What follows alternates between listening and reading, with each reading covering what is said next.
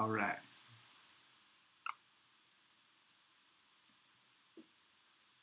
All right, it says that we are live on the YouTubes right now. So, okay, let's get the show started. Hey, everybody, welcome to Westlake Charter School's Wave Coffee Talk for January of 2021. My name is John Ike. I'm the Executive Director of our Westlake Charter School, and right above me. This is Jennifer Kayau, your K-8 principal. And I'm Emily Battin, your Westlake Charter High School principal. Whoop, whoop. And I'm Amber Hustead, your Wave president. That's right, everybody. Welcome to the show. Hey, we've got the link on the screen right now. It's the bit.ly link. So if you want to enter a celebration for our round of celebrations, if you have a question you want us to answer during Q&A, or if anything else pops up during the show, right below me on the screen right here, it says bit.ly/WCS Coffee Talk form. You got to use the proper capitalization and lower. So it's capital W, lower CS, capital C for coffee, capital T for talk, capital F for form. But you type that into any web browser, and you will get to a form where you can celebrate along with us, and we'll read your celebration on air. Okay, team, you ready to dive in and do what we do? I'll just take the nods and the thumbs up as yeses. All right. You got it. Let's do it. All right, yeah, regular coffee talk forum works like this. First, we celebrate just like we always do at Westlake Charter School, whether we're in the library or online. Next, we'll present some cool information. I think each of us have a little presentation, and then we'll do some Q&A using that coffee talk form right there. Any questions that we leave unanswered, we'll make sure we respond to. And let's do what we do. Dive in, and you leave a celebration right now. If you're on the YouTubes right now watching us, hit that link and drop us a celebration. We want to read it on air. We want to hear from you. Hey, this first one up, Houston, will you take this one? Absolutely. I love Pajama Day. So Thursday, before we went on winter break, was Pajama Day. I loved seeing so many staff members. You can see this great picture of them dressed up. The kids had a great time. I know every day feels like Pajama Day right now, but we made it our own and posted pictures, and thanks for participating. I love that every day is Pajama Day right now. Hey, Kayau, you want to jam on this one? I would love to. So we are wrapping up our first session of clubs, and we're about to start our second one next Tuesday. And it's very exciting. We've had over 100 students, I think close to 150 students participate over those 5 days a week, and it is just fun. It is joyous, and those kids are laughing and connecting, and so we're excited to start the next set next week. And next session, we have a couple parent volunteers, which we're excited to have them help us lead a club. So very exciting. Yeah. So if you haven't signed up, make sure to click in the weekly this week to sign up too. Love the after school clubs, staying alive during distance learning. It's so good. Ms. Battin, this is kind of your jam. You want to wrap on this? It would be my pleasure. I am so excited to see our web leaders continuing to go out and virtually build community with our sixth graders. You know, last year launching web in 2019, I say last year, but 2019 launching web at our school was such a powerful event for our middle school.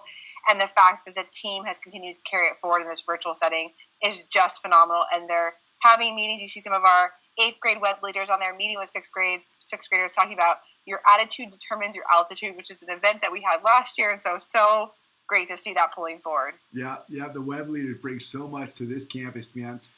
Middle school fishbowl. I got an opportunity to attend middle school fishbowl. Oh, there's my picture. I'm on the screen there.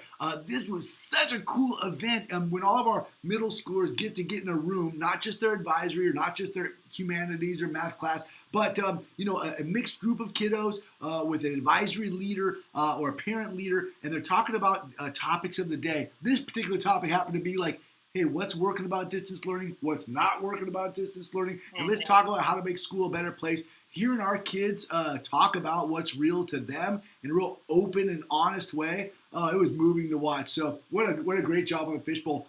Hey, Ms. Battin or Ms. Kayau, any celebrations in the forum yet? You guys, anybody from the community chiming in? Not yet.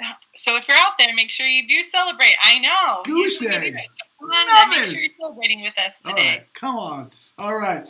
Hey, this next one, this is Hustead. You got to do this one because this is all you, man. So we did, in December, we had a couple of bins out for donations for Joey's Food Locker, and it went very well. I filled up my vehicle full of food, and I dropped them off on the Friday, right, kind of as winter break started. And that day, we found out that I think they served about 2,500 people that day alone. And then last year, there was over 35,000 served, which was more than I think the previous 5 years combined. And I was going to talk about this in my slide, but I do want to say that the need continues. So if you have things to donate, please drop them off. You can stop by their website, which is attached actually to the NUSD website, and they still need food. They are running out, and they are still serving thousands of families each week. Yeah, so everybody who donated, I was very proud and very humbled to be a part of it. So I really appreciate it, and let's keep on making a difference in our community. Yeah, Joel Schwieger, the founder of Joey's Food Locker, reached out to Ms. Hustead and myself directly and just wanted to say thanks to Westlake. So thank you, Westlake families. Ms. Battin, didn't we just make another run out there? Maybe, was it last Friday or was it? We are. We have a donation. They're accepting donations tomorrow. So we've got a donation of about 150 cans that are going out tomorrow from Westlake. Keep it going, Westlake. We love it. We love it. Okay, next celebration up. Oh, Ms. Battin, could you take this one? Yes, and I will touch on this again when we talk about high school happenings, but our lottery is open. We are so excited to see, I will celebrate just the momentum of our community. I think at last Coffee Talk, I came out and said, like, share, comment on our social media pages. That's how we're spreading the word. And so we have just seen more and more applications coming in for our lottery. I think in this virtual setting, it was unknown. We transitioned to an online application before this year. But we are just seeing the word spread through our community for our entire K-9 lottery, not just ninth grade, but keep spreading the word out there in a celebration of our community growing. Yeah, great stuff, great stuff. And then the high school video series slide is still on there. And just to shout out you, Mrs. Battin, I had somebody reach out to us who's actually looking to work for us. They don't have a ninth grade student, but they watched all of these high school videos, and they said, hey, I saw that you had an opening, high school staff positions open next year, and I watched all those videos, and that Mrs. Battin seems like somebody I want to work for, and so I think they're going to apply to be in our schools. I thought that was really cool. So these videos aren't just about what an amazing school it's going to be for our children, but, our adult community matters as well. So, hey, families, if you are out there and still have a celebration, we want to hear from you. It's really important to us that we aren't just, talking heads out here on the YouTubes, that we're jamming with you as we demonstrate what's possible in school and community collaborate. So drop in a celebration. And also, we're going to dive into sharing some information. And as we do, I'm going to talk reopening schools. Mrs. Caillou is going to talk about some cool parent meetings coming up. We have all these great things to talk about. As we do, drop your questions right in there. If we can hit questions live during our sessions, we can do that, or we can hold them to the end. I don't mind if we pull an audible and change it up midway, though. If we present on something that you've got a question, we want to be responsive to you, so you don't have to wait till the end. Any celebrations out there, Mrs. Caillou? We do have one celebration. So Carissa has celebrated her 8th grader would like to celebrate the start of the launch of the Forces PBL, and especially being able to partner with students from other classes. Thanks so much to our 8th grade teachers and all their work to get that launched. It's very exciting that it's going to happen virtually. I am excited about it as well. And I bet next month after they've done it, it will be a celebration in a coffee talk for sure. I love it. Oh, I love that unit. It's such a great unit. Well, hey, families, keep the celebrations coming. We'll always double back and check the celebrations as we go forward. So that is our agenda. Let's dive right into the next point, which is let's present some information. Hey, I've been doing the reopening talk at the end, and I thought I'd just shift it to the beginning, see if that doesn't stir up more questions or something. So I'll throw them out there, and if you have questions on them, I may take them right at the end of this, or I may take them at the end. But let's see.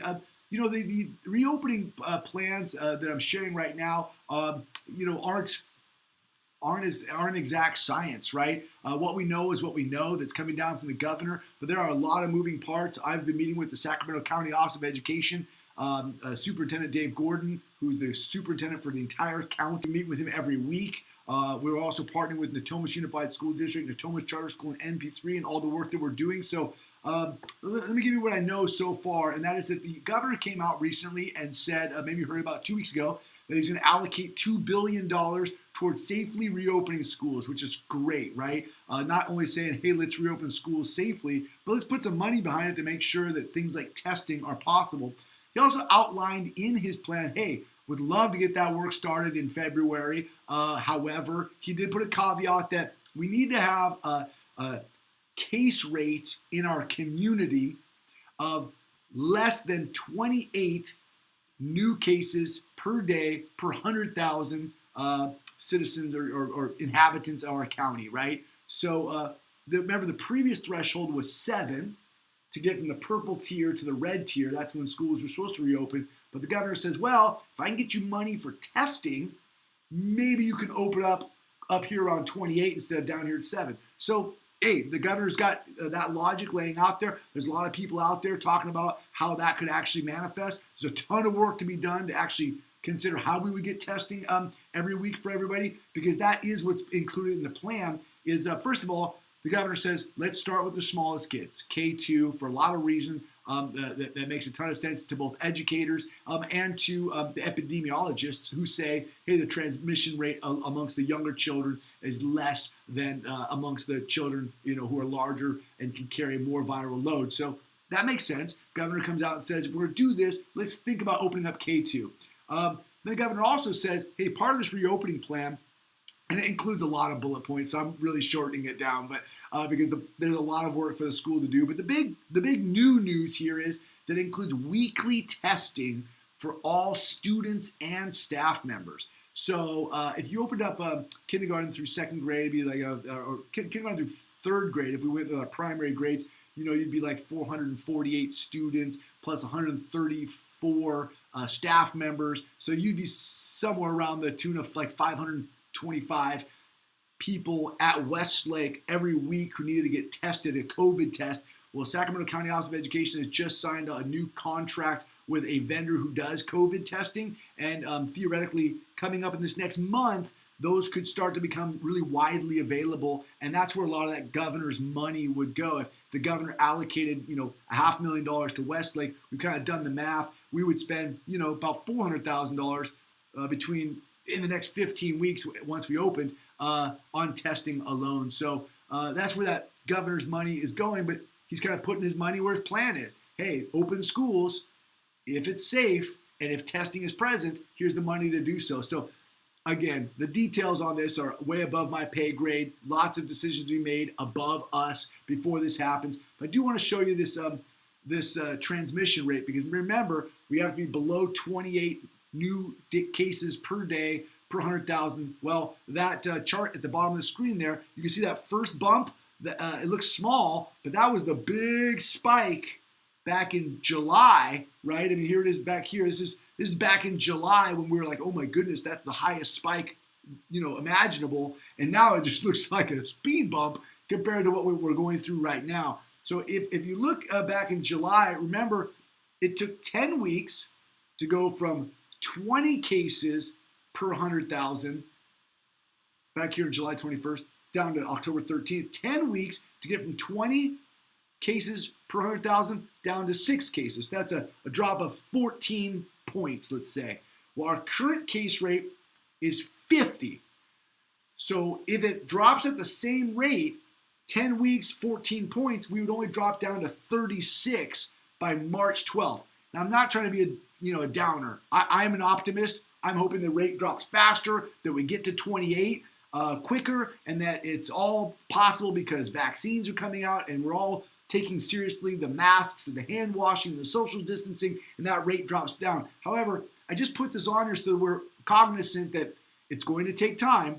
There are no waivers in the Sacramento County right now. Sacramento County Public Health has said, hey, no more waivers. Follow the governor's plan. We're not doing this waiver thing. So our next stop as a community is, if we can get to 28 new cases per 100,000 in Sacramento County, that kind of rings the bell. And if simultaneously we can get the testing online where everybody can get tested once a week and get that rolling, then our plans are in place. Now, as I've told you in the past, our plans are in place. We are ready to roll. We are working with our staff to make sure we have all of our trainings and all the things ready. So hang with us, Westlake. We are here to support you in any way you need. I can't do what I can't do. I've heard some people on the Facebook saying, open that school. I'm like, hey, it's not up to me.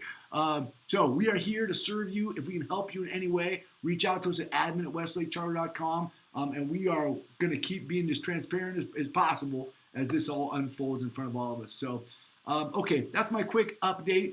Hustead, yeah. I have a question that I've heard from other parents Yeah. that I haven't seen answered anywhere, but you might have seen it. Yeah. Testing. What does testing look like for K through 3? Yeah, it's I wish I knew. I mean, it is the test you're thinking of. As far as I know, it is the swab test.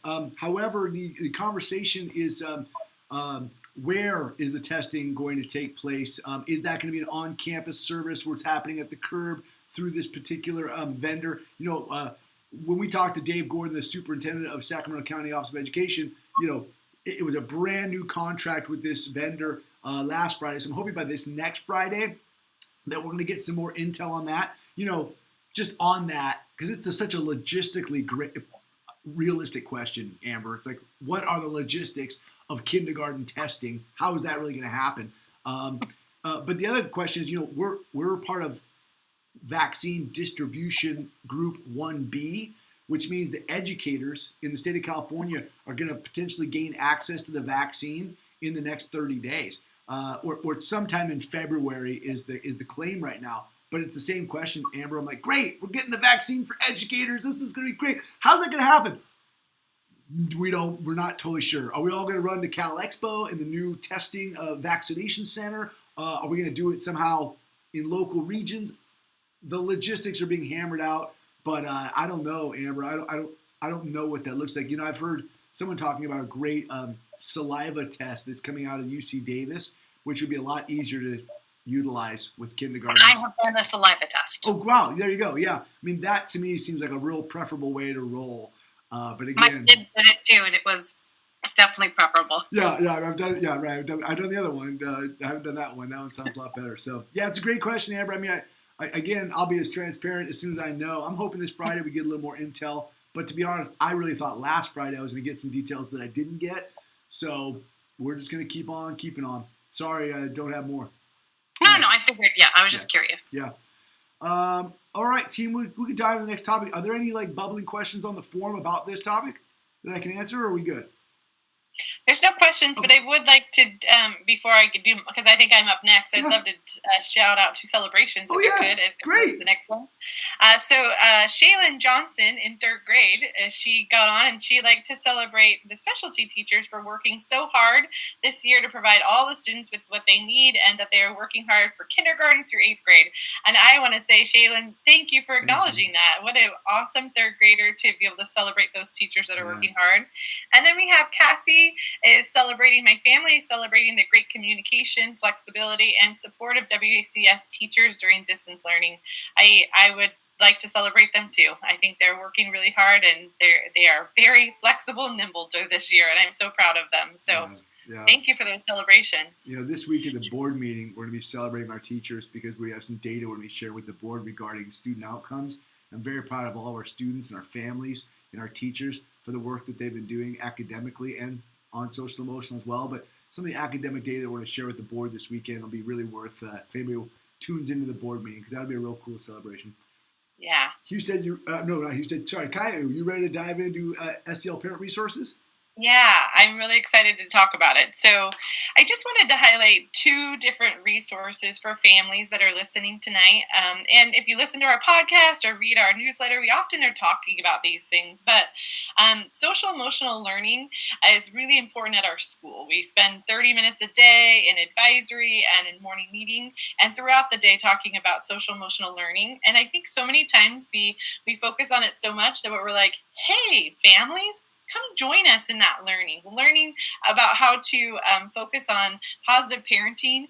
And I love this. I'm going to attend as a parent. But this social emotional, taking these parent resources out to our families, and our school psychologist and our school counselor are very excited to deliver this first workshop. And we're hoping this is a first and then a next and a next to really just empower our families to have the resources and the skills so that you can continue to do that great work that we're working on at school, at home with your family because honestly, I hope it's a partnership, so you could teach us and we can teach each other. But this workshop is available on January 27th.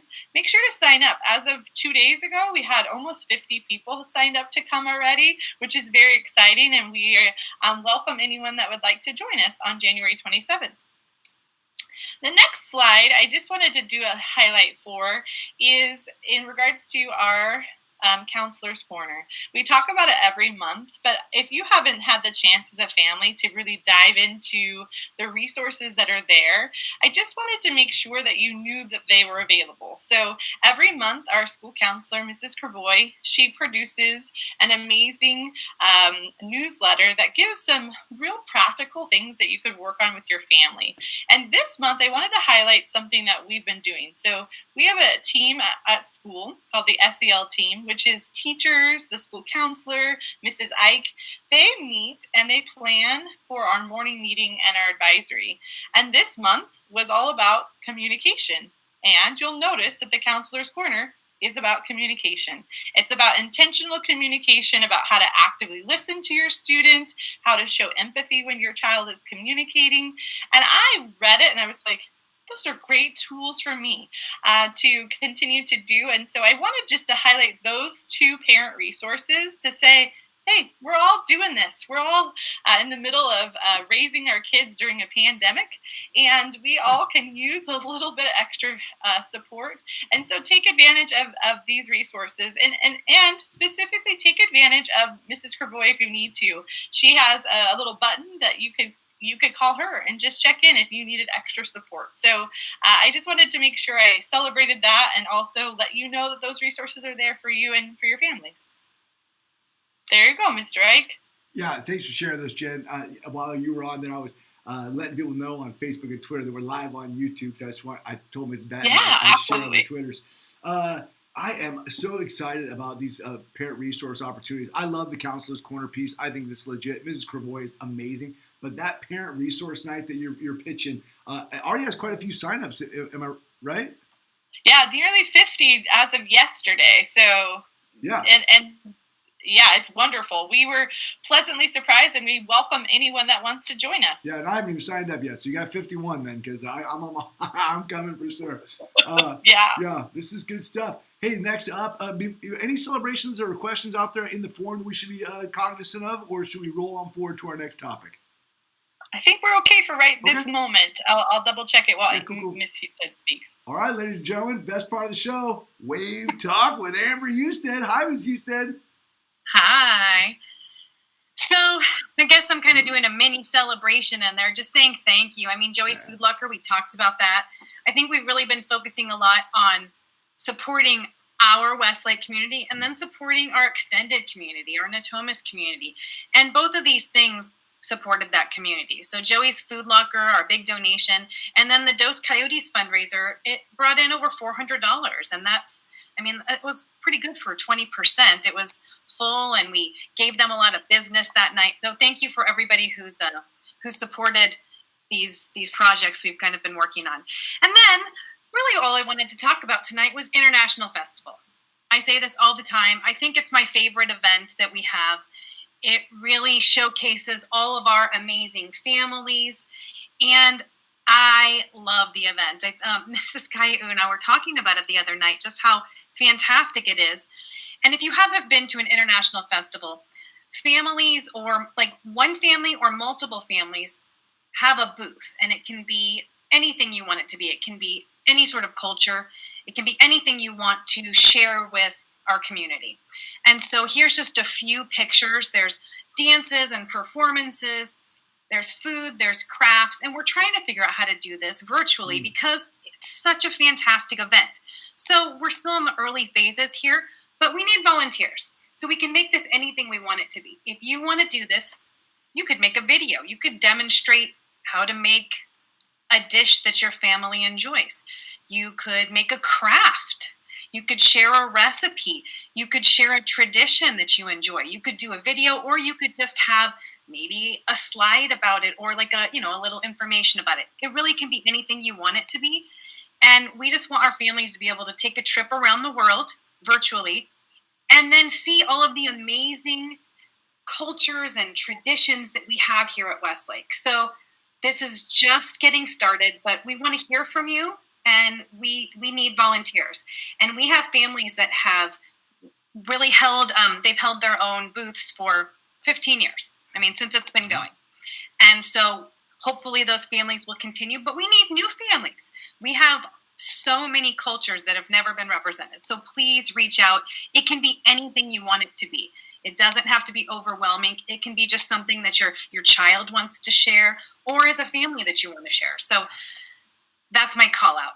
I'm really excited about this. I want to make it amazing, and I want to continue this tradition that we didn't get to have last year because we had just shut down. So here it is.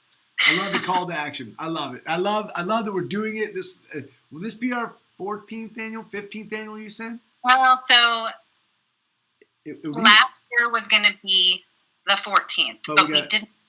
We had to cancel it right at the last minute. Gosh, that's right. I have that memory right now of like, oh, that's right. We shut this thing down at the last minute. So the call to action then is, Amber, reach out to you if I've got a great idea, or reach out to admin at Westlake Charter if that's easier for you, and we'll send it out to Ms. Hustead. Okay, I love it. I love that we're doing this. Let's do this, Westlake. Let's do this international festival, and let's do it our way by bringing our community together. I'm in. Okay, anything in the form to respond to, Ms. Caillou? Okay. Well, hey, it's funny, we did the international festival, and now we're going to do this next piece is going to be a piece about reflection, action, and transformation. This is the equity work that we've been talking about at Westlake Charter School all year. As you recall back to this summer, we talked about making a commitment to ensuring that we're really focusing on equity this year and in the coming years. And as we wrote that letter to the community, the last three action verbs on that letter were reflection, action, transformation. That's become kind of our form or kind of our framework or mantra for Westlake. And so, we've just launched quite a bit of work around this in the fall. We did things like we've been talking about diversifying our classroom library. But just this week, we launched a 5-month series with our certificated staff and our classified staff. And we thought, you know what? We should do this at the board. We should do this in our coffee talk so our families can see it. We should make this a community exercise where we all talk about issues of equity. So I think you're going to dig what we're laying down today. I'll try to make it quick. We did like a 2-hour session with our staff last week. I'm going to try and do a 10-minute session right now. Please bear with me. I apologize if I go too long. Let's dive into like this conversation around dimensions of equity. What is equity? What does that mean? For so many people, this is something that really gets their heart racing. Like they know what it means. Some people are still like, I'm not sure how this plays out. What does it mean when we talk about equity? And Dr. Zaretta Hammond, who writes a brilliant book here about culturally responsive teaching in the brain, she says that there's 3 dimensions of equity that we should all be really aware of in education. And I kind of think of them in these columns, right?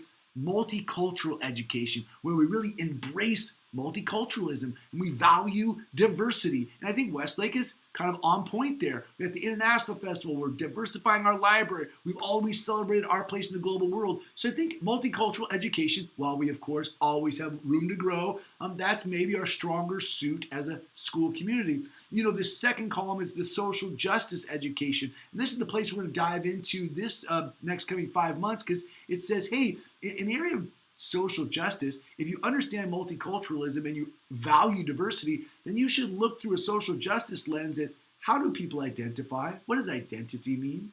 How does identity define diversity?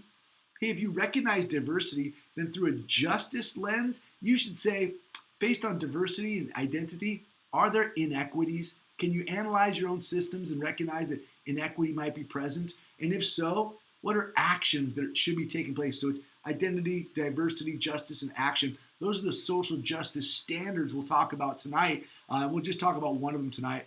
But then that third column, culturally responsive pedagogy, are really scientific or evidence-based practices that help traditionally marginalized students or students of color access education in ways that really are a real true equity lens. And while we at Westlake think all three of these columns should be present and something we focus on, Zaretta Hammond says, hey, take it one step at a time and focus deeply, not shallow. So these next 5 months, we're going to be talking about social justice education.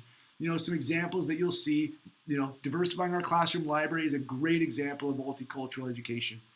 This one, I think everyone would agree, even if you're like, ooh, social justice, that's weird, what is that? That seems political to me. Look at social justice, a great example is teaching our students to value their own identity without devaluing the identity of others. Isn't that a standard we want for all of our children? Isn't that what Natomas is about? Isn't that what we want? So we're going to dive into these standards so we understand them. An example of culturally responsive pedagogy is, using instructional curricular techniques that are proven to actually be inclusive. And we'll get to that. We're on our way there. We'll be there. But these next 5 months, we're going to walk into the social justice standards that are produced by a group called Teaching Tolerance. They help educators teach tolerance. This is a roadmap for anti-bias education at every grade level, kindergarten through 12th grade. These standards are about anti-bias education, but it's really about first understanding my own identity before being able to discuss the identities of others. And I know you can't see that on the screen, but I'll read it real quick. It just says, the social justice standards are a set of anchor standards and age-appropriate learning outcomes divided into 4 domains: identity, diversity, justice, and action. And the standards provide a common language and organizational structure so that teachers can use them to guide curriculum development, instruction, and administrators can use them to make schools more just and equitable. Because we'll have common language through the analysis of these standards, we'll be able to really analyze, are our practices equitable, and how can we make our school more just and equitable for all and more inclusive for all? So, our learning outcomes for tonight would be define what shapes identity, gain access to the 5 identity standards, and discuss how they play out in school. So we asked our school counselor, Mrs. Cravoy, to talk about identity in front of our staff, and she knocked it out of the park, and I'll just try to be a faint shadow of what she was able to do. But she said, hey, what is identity? What is this? And she says it's the set of visible and invisible characteristics that we use to categorize and define ourselves and those around us. This is fascinating, right? Because we are always categorizing ourselves, and the reality is we are always categorizing those around us. It is what we do. We identify based on visible traits, but the reality is, as we get into this, we're going to find that true identity is more about the invisible traits, and that's what we have to recognize through these standards. So what is identity? The set of visible and invisible characteristics that I use to categorize myself and those around me. And based on my individual categorization, I place myself in a group identity, right? I identify as a white, male, married man of a father of 3. Well, that places me, as I've identified myself, in a group identity. Oh, I'm in the white group, the male group, the father group, the married group. This is really interesting. It says a group identity is a group of people who share one or more identity characteristics. But what we're going to find out in the standards is it's really important that each of us identify ourselves individually, and that a group identity can never identify us. That we don't allow group identity to identify the individual. This is really fascinating. Mrs. Cravoy went on to tell us that a person can simultaneously be in a dominant group, like identify as white, but also simultaneously be in a non-dominant group, like a person who identifies as experiencing poverty. And so this helps to show the complexities of having multiple identities, which we all have. We all have multiple identities, gender, education, race, culture, ethnicity, linguistics. So with that said, the exercise we gave to our staff, and I'll give to you now here on the YouTubes. I'm going to give you just 20 seconds to think about this. Look at this picture and think to yourself, how would you identify this person? How would you identify this person's gender, race, ethnicity, religion, marital status? How would you identify this person's education, career, right? Just by looking at that picture. Well, the reality is, I'm hoping you came to the same conclusion I did, which was you can't really identify that person just by looking at them. There's absolutely no way you actually can, because what you see on the surface, what you look like to others, the iceberg, you think you understand what you're looking at. But the real story lies below the waterline. That just by looking at someone, you can maybe place them in what you assume are some group identities, but you don't know anything about that person just by making group identity assumptions. And this is what we want our teachers, our students, and our community to be thinking about. Now here's the actual identity of the person we just saw on the screen. It says, her name is Elizabeth. And it says, what people don't know about me is that I'm actually Arab. My family is Muslim, but I grew up Catholic. I live with my grandma and my uncle, who do a lot of physical care for my grandma, who is bedridden. I'm a junior in high school and a middle child. I love to act, but when I'm not on stage, I can be really shy. I have been depressed. I come from a family that has some significant mental health issues. Lately, I've been happy and things seem to be going well. However, my mom just got laid off and tries her best to provide for us, but we receive government assistance for food and medical coverage. Technically, my family lives below the poverty line.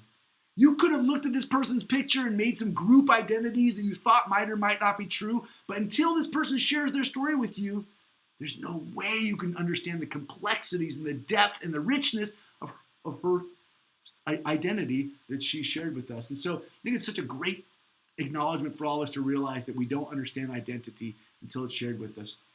This is an activity you can do at home or on your own. We had our staff do it. You go through this chart and it says, I am, I can, I have, I remember, I like. And you fill this out as an identity worksheet. Now you could cover race, ethnicity, linguistic, gender, orientation. You could cover those things, or you might not. You might say, I am a teacher. I am a parent. I am a son or a daughter. I can. You might talk about ability, or you might just talk about preferences. Each one of these shapes your identity, but these two reflective questions are what matters. And it's, number one, think about what shaped that identity of yours. I said I identify as a white male, father of 3, husband, and I thought about my own identity and thought, what shaped my own understanding of my identity is looking at my own father. I came from a divorced family as a child. My father was around sometimes and sometimes not, and I really thought a lot about how I shaped my understanding of being a father based on what I knew having a father as a child. So each one of us, while we might belong to the same identity group, have different experiences that shape the way we perceive our own identity, and that's the important lesson here. The next piece is to understand how our identity plays out in our everyday life, and reflecting on that is important for each of us, but then to recognize that even people who share your group identity, it might play out differently in their life, and that's part of the lesson. So I'll try and step off stage here, but the last couple pieces that I want to talk about identity is to really ensure that we all recognize identity is unique, it is individual, and can only be it cannot ever be assumed by anyone else. That group identity never defines an individual. That you will never know someone until they tell you. I love this piece. I'll never actually understand your identity until you tell me. I can't assume it. That identity sharing is contextual. I might have known you here at Westlake for 10 years as a colleague, right? But I might not have shared with you parts of my identity that I would share with my best friend or my cousin or my relative or my wife. That sharing is contextual, but identity awareness is always present. We always carry with us our identity. We're always aware of what identity that we're sharing and what identity that we're not sharing, and we're always scanning the environment to say, is this a safe place for my identity? Is this a safe place for me to share that which I'm not sure I can share? That's incredibly important in the education field because our teachers and students have to create an environment that's safe for identity sharing and to realize that identity sharing is contextual. So why discuss identity with teachers and parents? And if we really seek to understand identity, it ensures that our perceptions of group identity don't create barriers for student access and equitable education. We need to make sure that we're talking about identity as an individual piece so that our group identity perception doesn't create barriers for kids. It's so important. And so I know this was 12 minutes. You'll never get back. I'm sorry. These are the 5 identity standards on the teaching tolerance, social justice standards. I'd love for you to look at them. They're phenomenal. Look at the top one, develop positive social identities. Look at the 4th one, express pride, confidence, and healthy self-esteem without denying the value and dignity of other people. These are wonderful standards we want all of our children to learn. You can see how they play out across the grade levels. You know, this is kindergarten through 2nd grade. I can feel good about myself without being mean or making other people feel bad. Now, the same standard in 3rd through 5th grade, I can feel good about my identity without making someone else feel badly about who they are. Now, look at it in middle school. I feel good about my many identities and know they don't make me better than people with other identities. That is what we want our kids to grow up knowing. And so Westlake, we are just introducing these standards so we can understand what is identity. Next month we'll talk about, well, if we understand identity, what does that mean what is diversity then? And what is justice and what is action? And then after this 5-month series, we'll step into the next series and start to continue down this road until we get to a place where we feel like Westlake is really living up to our mission of creating students who eventually lead as global citizens. Oh my goodness, I'm sorry that went so long, but I was so passionate and excited about that. Let's get on to some fun stuff. Mrs. Caillou, is there anything in the chat there we should respond to? Any questions, thoughts, or concerns? Well, we just have a celebration, and I love it. It's another student celebration. A student came in and said, a 5th grader in Miss Hubbard's class said, I would like to celebrate my teacher, Mrs. Hubbard. She is always creating fun projects for us and checking how we are doing emotionally. She always says, I wish you were in my classroom right now. She misses us, and we wish we could be there too. Thank you. So what a nice student. Didn't say their name, but I love it, and I wanted to make sure we could hear that out loud. That is great. We got students watching the coffee talk and giving celebrations. I love it. Thanks, Westlake Explorers. You're amazing.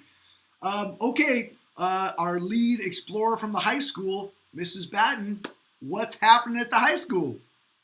Well, I'm coming back today with the same thing I talked about in November and in December, which is our lottery opening.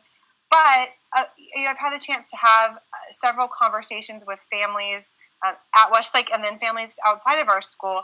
And I thought it was a good time to come back and kind of remind us of some of the things that we talked about earlier in the year that are pieces of like why you would choose to come to our high school. You know, we are, and we've said multiple times on the videos that you called out, Mr. Ike, on the coffee talk at board meetings, that we are not building a new high school, that we are extending our mission that is currently living K-8 through 12th grade to graduate inspiring adults with the academic and social emotional readiness to lead as global citizens. And so that work is big work, right? We've done a lot. 9 years of kindergarten through 8th grade has really laid a solid foundation. But what are those pieces that will exist in high school to keep that work going forward as we grow these explorers to young adulthood? And so I just want to remind everybody, and I have 4 bullet points to talk about our whole high school program. It is not enough. I built this slide probably 75 times trying to capture it in one slide. So I will say the video series that is on our Westlake Charter website. Please, if after this you have more questions, please reach out to me through admin@westlakecharter.com. I'm always happy to jump on a Google Meet, jump on the phone, email about our high school. But I just wanted to highlight these pieces. So that we will be a small, connected campus with a large campus feel. I've actually begun to, over the past few weeks, transition away from the word small. The more I talk to high school leaders and tell them that we will be a 500-seat school, they're like, oh, you're not small. You're medium sized. But I think the intention of this bullet point is to say that, like our K-8, where when your student walks down the hallway and somebody says, hey, Teresa, how's your day? I know you had a rough day yesterday. Hey, Johnny, how's that grade in math? That feeling of connection that is found at our K-8 is going to be intentionally built into our high school program. And I think that is a unique piece that sometimes when we're at Westlake K-8, we take for granted. But as we move on to high school, it is so important as our young people begin to, grow into themselves and test who they are and begin to develop their identity. Such an important piece. And so we're proud to continue to develop that forward. Another piece is our students will graduate college proven. We are working on we have a dual enrollment agreement with American River College, and we are so excited to provide those opportunities for all students to take at least one college course free of charge, but that our students will have the opportunity to expand their learning outside of our high school walls, take college courses in areas of interest to them, CTE course pathways, advanced education pathways. Again, so much more than one bullet point can encompass, but a piece that we're so excited about and know not only will be beneficial to our students in high school, but also prepares them for that life beyond high school, whether it's college or whatever path they choose to take. We have developed an academically rigorous program as our baseline, but just baseline. But we've also embedded UC-approved honors courses into those core classes that are a part of our academic offerings. And those honors courses are something that are offered and available to all students, which I think if you've been with Westlake Charter School for any length of time, you know that is such a part of who we are, that we do not shut the door to any academic opportunities to any student. And so that even in our most academically rigorous course offerings, that students who have an interest in that area, who have a desire to pursue deeper learning in those spaces will have the opportunity to do so. And then competitive high school sports. And I get a little excited about this one because it's something that the more we talk about it, the closer it becomes, the more exciting it becomes. Having a school that is preparing students academically and social emotionally, and I use that balance image because they're both so equally important. And as we began building this high school years ago, long before I was part of the conversation, we knew that having a program that included competitive high school sports was helping to develop that social emotional readiness for our students, that it's not just for the athletes, that it's for the people who sit in the stands cheering them on. It's to build that school spirit. And so we will do competitive high school sports. We will do it like Westlake does it. It will not feel the same, but we will be a team that will get on the bus and travel to the section championships. I just told somebody yesterday, I'm like, oh, we're winning the section championships. So now that is recorded somewhere out there. But we're excited to have our Explorer athletes join us next year and really help to build this program. And so another piece that it's hard to encompass in one bullet point, and that school spirit piece is so much more than our high school sports program. So I will end on my rallying cry, which is that our whole lottery is open. Our 9th grade lottery is open. I call that out specifically because this is the first time we've ever had a 9th grade lottery. And so we are pushing it. We want, as I said in December, we want this opportunity to be made available to any family in the Thomas area. In a traditional year, I would be walking into businesses and shaking hands and talking to families and not having the opportunity. We know that social media is our next greatest avenue to make that happen. So if you're not on social media, text a friend. If you've already texted one friend, text another one. Thank you to all the families who've been on our page, liking, commenting, sharing our Westlake Charter School posts. I had a slide, Mr. Ike, that shared our Facebook analytics, but I didn't know if anybody else wanted to go to that space with us. So our Facebook page is really reaching more people than it's ever reached before, which is the intention, right? It's getting the word out. And then if you are happen to be watching us and you are not part of our community, because who knows, maybe somebody who's not currently a Westlake family is checking us out through the Coffee Talk, go to joinwestlake.com to get all of our lottery information. And that lottery closes on January 31st at 4 p.m. So thanks for letting me come talk about high school. It's kind of my favorite thing to do these days. Yeah, it's awesome. Hey, Ms. Caillou, are there any questions or thoughts or concerns in the form?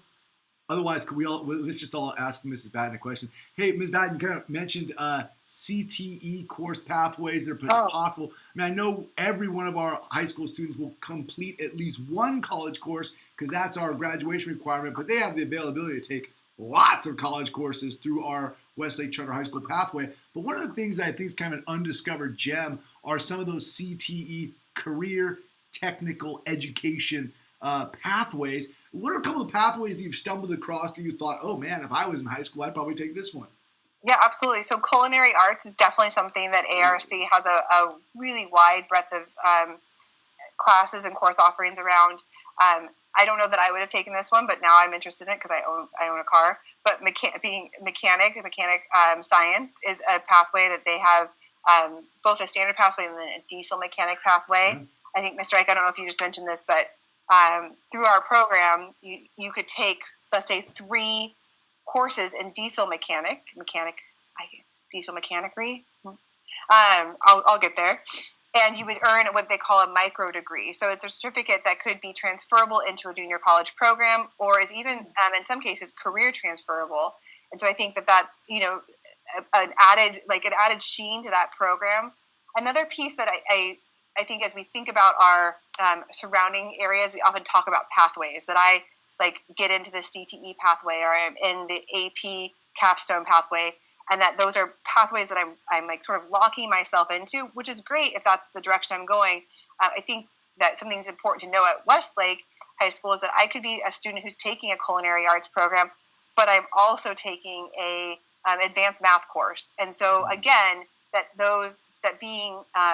taking courses in one area doesn't necessarily lock the door to another area, that we built our program to be flexible because we know that our young people are going to build that 4-year plan that will take them to their next stage post-graduation. But if we know anything about the ages of 13 to 18, there's a lot of growth and change that happens there. And so no one's getting locked into this is where you're headed. We're just going to help guide them along the way, make sure that every door remains open.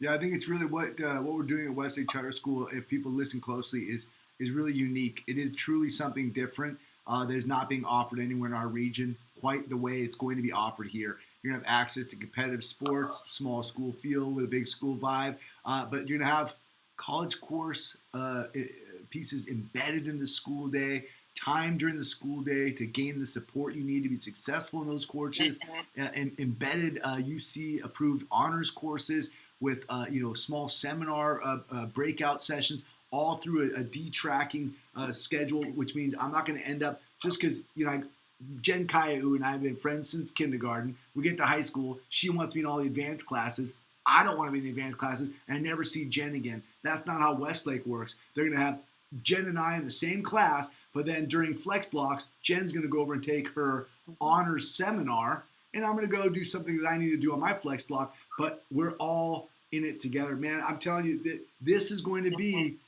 people don't want to miss out on this experience. This high school is going to be something special. I'm super excited. Can I celebrate something? Yeah, please. Okay, since I don't think we have any questions, I've been watching the form, so I will take away from it.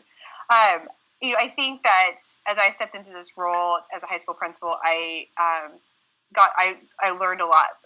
The greatest learning that I have had recently is that we are so fortunate, and I know this, so it's not like I learned it brand new, but that we are so fortunate to have this phenomenal K-8 foundation that we are building this high school on. And so as we talk about all these pieces that are going to exist in our high school, if we were an organization that was setting out to build a high school from scratch, these pieces would not exist. We would not be able to do it. And so we are able to do it because we're building on such a solid foundation. And so I think, it's a celebration of our families, of our staff, who've all put the hard work in over the past 15 years to build Westlake's Charter K-8 to what it is today, so that we are in a place to open our high school with these pieces ready to go on day one. I get to every week talk to our high school spirit council students. We were talking about Mrs. Hustead's son on high school spirit council before we kicked off tonight. And every time I ask them a question, every time I ask them to think about a piece of our high school program and ask them for their feedback blows me away. They are so in tune. I don't think that, I don't know that 50% of them could recite our mission statement from start to end, but they're so in tune with what the meaning of it is and what we're building because they've been part of it. So we're just, I wish that everyone could have the opportunity to do this, to build something on top of such a solid foundation, but it just is such a gift. Yeah, we are lucky. I love that. I just want to add to that. It was today at our staff meeting that Mrs. Battin was there, and she was just saying something about the high school. And you can see on the image of all of our teachers a big smile. And I've had so many individual conversations with them, and this is their high school, Yes. and they believe it, and they are excited about it, and so it's just been such a powerful thing for our whole community, and such a kind of a dark, hard time that we've had this year. It brings so much joy that we are building something that is so awesome. And we have the opportunity to read the manual and it's like 100 pages of all the nuts and bolts of the program. And every time I read it, I'm like, oh, that's awesome. Oh, that's awesome.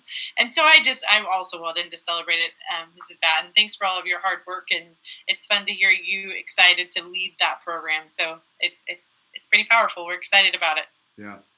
Yeah, Ms. Caillou, I love that you kind of shouted out that this high school belongs to this community. This is not a new high school. This is our entire community expanding to high school. This thing has Amber Hustead's thumbprint on it as a parent. It's got kindergarten teacher thumbprint on it. Like, as you look at this high school that we're developing, it is really a representation of all that we believe together as a community. And that like you said, Battin, that is a special gift to build something on top of such a strong foundation.